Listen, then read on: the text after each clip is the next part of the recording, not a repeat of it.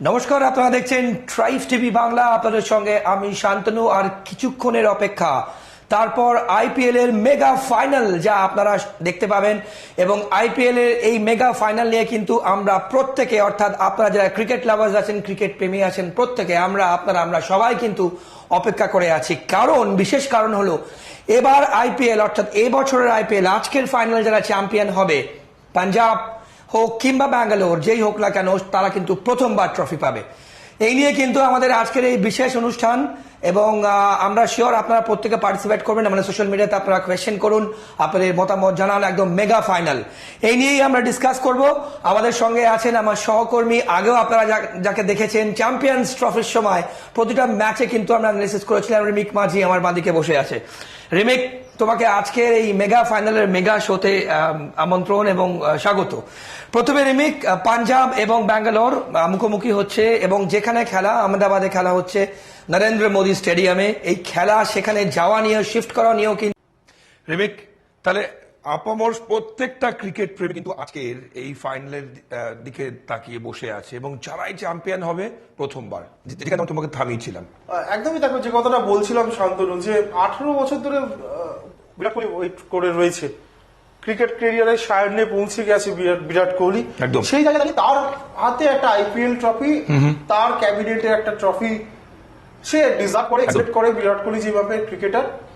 এবং পাঞ্জাব কিংসও দুবার এই নিয়ে দ্বিতীয়বার ফাইনালে উঠলো, তাদের কাছেও সুযোগ। এবং ম্যাচটা আরো পাঞ্জাব, বিরাট কোহলি তো বটেই, আরসিবি আছে বিরাট কোহলির জন্য যেমন যতটা মরিয়া হয়ে উঠবে প্রথম ট্রফি জেতার, একদম তেমনি পাঞ্জাবও কিন্তু পড়বে। এবং পাঞ্জাবের কাছে একটা বাড়তি মোটিভেশন হচ্ছে, 4 দিন আগে এই পাঞ্জাবকেই কিন্তু আরসিবি বিরাট কোহলি লজ্জাজনক ভাবে হারিয়েছিল। 8 উইকেট হারিয়েছিল কোয়ালিফায়ার 1 এর যে ম্যাচটা ছিল, 101 রান ছিল, এবং সেটা তোমার 10 ওভার বাকি থাকতে 2 উইকেট হারিয়ে দিয়েছিল। একদম, সেটা কিন্তু আজকে বাড়তি মোটিভেশনের জায়গা কাজ করবে পাঞ্জাবের কাছে, শ্রেয়স আইয়ারদের কাছে। ম্যাচটা দেখো, খুব হাড্ডাহাড্ডি ম্যাচ হবে, এতে কোনো সন্দেহ নেই। দুটো দলই কিন্তু ওয়েল ব্যালেন্সড টিম। তবে তুমি যদি বোলিং এর দিক থেকে বলো, আমি বোলিং এর দিক থেকে কিছুটা হলেও আমি আজকে পাঞ্জাবকে এগিয়ে রাখবো। সেই জায়গায় দাঁড়িয়ে দেখো, আমার কাছে মনে হয়েছে যে ম্যাচটা অত্যন্ত চিত্তাকর্ষক ম্যাচ হতে চলেছে। দুটো দলই দুরন্ত ক্রিকেট খেলেছে গোটা টুর্নামেন্ট জুড়ে, এবং একটা ভালো ফাইনাল হবে, ভালো ম্যাচ হবে। এবং অবশ্যই বরুণ দেবকে কৃপা দেখতে হবে, কারণ সেখানেও একটা মাঠের বাইরেও একটা বিতর্ক, একটা মাঠের বাইরে লড়াই আছে। ম্যাচটা আরসিবি বনাম পাঞ্জাবের হলেও এই লড়াইটার মধ্যে কিন্তু কলকাতাও কিন্তু অনেকটা প্রত্যক্ষভাবে জড়িয়ে আছে, কারণ এই ম্যাচটা কিন্তু ফাইনালটা হওয়ার কথা ছিল। ম্যাচটাকে ছড়িয়ে নিয়ে যাওয়া হয়েছে, তাই নিয়ে প্রচুর বিতর্ক চলছে, এখনো চলছে। রাজনৈতিক ভাবেও রাজনীতির রং লেগে গেছে। ফলে আজকে শুধু ক্রিকেট প্রেমীরা নয়, রাজনৈতিক কর্মীরাও কিন্তু মাঠের দিকে যেমন তাকিয়ে থাকবে, আকাশের দিকে তাকিয়ে থাকবে। কেননা আজকে একটা স্লাইড ফোকাস যেটা আছে, সন্ধ্যে 7টার পরে মেঘলা আকাশ এবং হালকা ঝিরঝিরে বৃষ্টির একটা ফোরকাস্ট কিন্তু আহমেদাবাদে আছে। বেশ বেশ বেশ, ওকে রিমিক, পরে যে প্রশ্নটা করবো, আপনারা প্রত্যেকে জানেন যে ফরেনার কিন্তু খুব ইম্পর্টেন্ট দুটো টিমের ক্ষেত্রেই। সেক্ষেত্রে আমরা যদি পাঞ্জাবের যারা ফরেনার আছে, অর্থাৎ যারা ফরেন ক্রিকেটার্স আছেন, যেমন ওমর জাই, আজমাতুল্লাহ ওমর জাই, জশ ইংলিশ, কাইল জেমিসন এবং মার্কাস স্টয়নিস, এরা কিন্তু জেনারেলি সব খেলাতে পাঞ্জাব খেলাচ্ছে। পাশাপাশি যদি আমরা ব্যাঙ্গালোরকে দেখি, ব্যাঙ্গালোরে কিন্তু লিভিংস্টোন, হেজেলউড, রোমারিও শেফার্ড এবং ফিল সল্ট, দুটো টিমের যদি ফরেন স্কোয়াড দেখো, তুমি কোন টিমকে তুমি একটু অ্যাডভান্টেজ জায়গায় রাখবে? দেখো, তুমি যদি ফরেন স্কোয়াডের কথা বলো, তাহলে কিছুটা হলেও অবশ্যই এগিয়ে রাখবো হচ্ছে আরসিবি কে। ওকে, কেননা তোমাকে বলছি, তুমি যদি দেখো যে আরসিবি, আমি যদি আসি ইয়েতে, লিভিংস্টোন না টিম ডেভিড, কে খেলবে জানি না আজকে সম্ভব একাদশ, কেননা টিম ডেভিডও দুরন্ত খুব ভালো খেলেছে এই আইপিএল এ, এবং লিভিংস্টোন রয়েছে। এবং তারপরে তুমি যদি আসো, রোমারিও শেফার্ড উইকেট পেয়েছে, জশ হ্যাজেলউড উইকেট নিয়েছে। এবং ফলে আরসিবির তোমার বিদেশি ক্রিকেটারদের কিন্তু একটু এগিয়ে রাখবে। কিন্তু কোনো বলছি, দুই দলের তফাৎটা কিন্তু 19-20, খুবই সামান্য। বিদেশিদের তোমার ওদিকে দেখো, স্টয়নিস রয়েছে, স্টয়নিস উইকেট নিয়েছে, স্টয়নিস একদিকে, হেজেলউড রান করেছে, একদম গত ম্যাচে উইকেট পেয়েছে, কাইল জেমিসন উইকেট পেয়েছে। তবে তুমি যদি বলো জেমিসন না হ্যাজেলউড, হ্যাজেলউডকে এগিয়ে রাখবো। হ্যাজেলউড ফিরে এসছে আরসিবি দলে, দুরন্ত পেসার, কোনো সন্দেহ নেই। আবার তুমি শুধু বিদেশিরা ফারাক করে দেবে শুধু নয়, তুমি কিন্তু আরেকটা নাম যেটা আমি আসবো সেটা হচ্ছে ফিল সল্ট। একদমই তাই, একদমই তাই। এই বিধ্বংসী ওপেনার, বিধ্বংসী ওপেনার। কলকাতা নাইট রাইডার্স এর ম্যানেজমেন্ট মনে হয় এখন বুঝতে পারছে, এখন তারা আঙুল কামড়াচ্ছে যে কেন তারা ফিল সল্টকে ছেড়ে দিয়েছিল। যদিও তাদের আদৌ সেই রিগ্রেট আছে কিনা জানি না কলকাতার নাইট রাইডার্স এর টিম ম্যানেজমেন্টে। ফিল সল্টের মতো ক্রিকেটার এই আইপিএলে ফুল ফুটিয়েছে। আরসিবির এই ফলাফলের জন্য যদি বিরাট কোহলির কৃতিত্ব থাকে, অবশ্যই ফিল সল্টের কৃতিত্ব থাকে। একাধিক ম্যাচে ফিল সল্ট কিন্তু শুরুটা দুরন্ত করে দিয়ে গেছে, ফলে কাজটা অনেক সহজ হয়ে গেছিল। রজত পাতিদার থেকে শুরু করে বিরাট কোহলিদের কাজটা অনেক সহজ হয়ে গেছিল। এবং তুমি যদি বলো আর একটা যেটা কথা, সেটা হচ্ছে তোমার অবশ্যই রজত পাতিদার আছে, বিরাট কোহলি ব্যাটিং এর দিক থেকে তুমি যদি দেখো মায়াঙ্ক আগরওয়াল, মায়াঙ্ক আগরওয়ালের নামটা নিতে হবে। এই ফার্স্ট ডাউন বা সেকেন্ড ডাউনে নেবে, একটা অ্যাঙ্কার রোল প্লে করতে পারে, যেটা শ্রেয়াস আইয়ার করে পাঞ্জাবের ওই।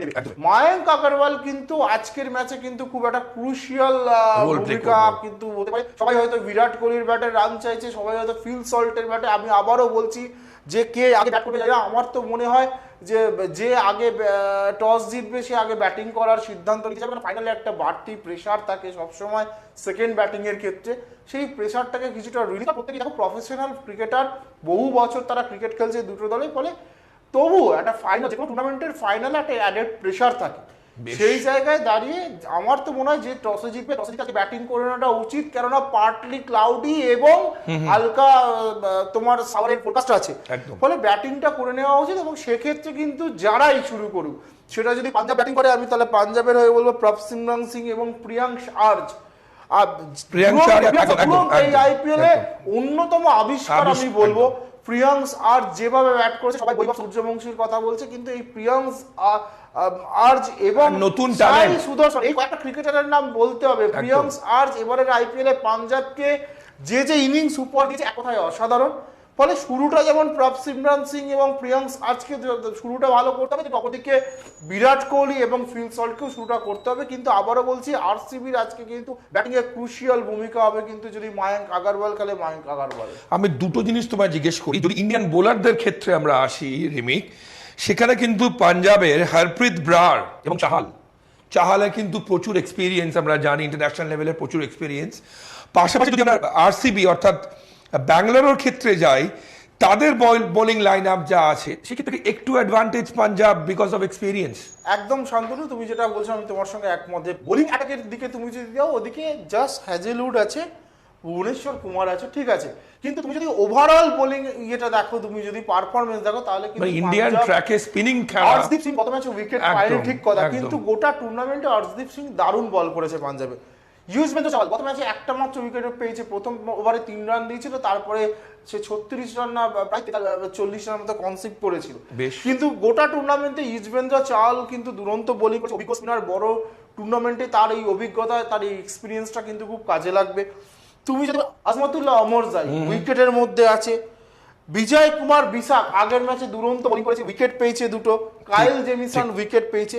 সেই জায়গায় তুমি যদি হ্যাজেলউডকে বাদ দিয়ে তুমি দেখো ইয়াস দয়াল কিন্তু খুব একটা ধারাবাহিক নয় এবারে টুর্নামেন্টে।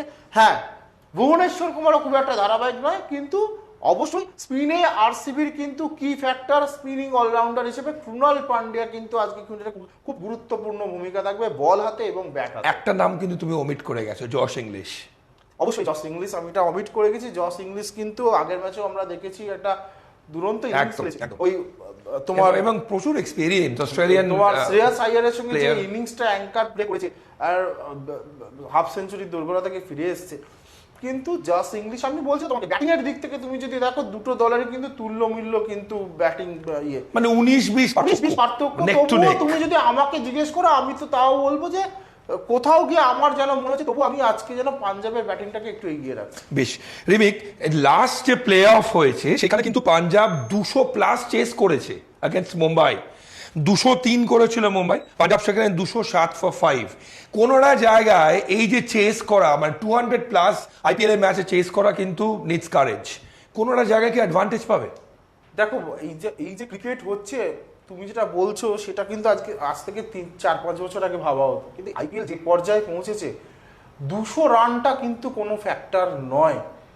যা ভারতীয় যে উইকেটগুলোতে খেলা হয়েছে, যা পিচ কন্ডিশন থাকছে, ব্যাটিং প্যারাডাইস সব উইকেট হচ্ছে। নরেন্দ্র মোদী স্টেডিয়ামে তুমি গত ম্যাচটাই দেখলে মুম্বাই 203 রান করে, একদমই ফলে 200 রানও কিন্তু একটা সিকিউর স্কোর নয়।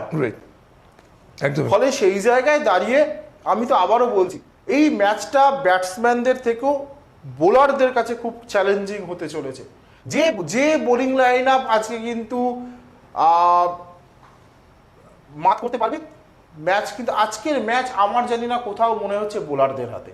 বেশ, আইপিএল ব্যাটসম্যানদের টুর্নামেন্ট, মানুষ যায় রান দেখতে।